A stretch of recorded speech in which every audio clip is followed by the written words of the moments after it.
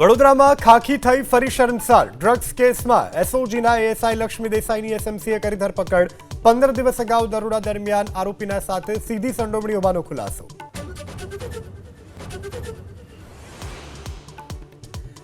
Karamsad Anand મનપાએ tulip હોસ્પિટલને ફટકાર્યો 1 લાખનો દંડ। બીયુ પરમિશન અને ફાયર સેફ્ટી વિના જ હોસ્પિટલ શરૂ થઈ જતા કાર્યવાહી।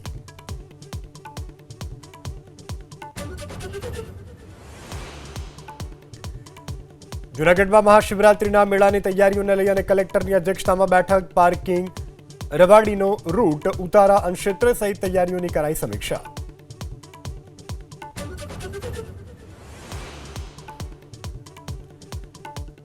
ગુજરાતની શાનમાં વધારો, છારી ઠંઠ હવે આંતરરાષ્ટ્રીય રામસર સાઇટ તરીકે જાહેર અભયારણ્યને હવે વેલેન્ટ્સની યાદમાં સ્થાન।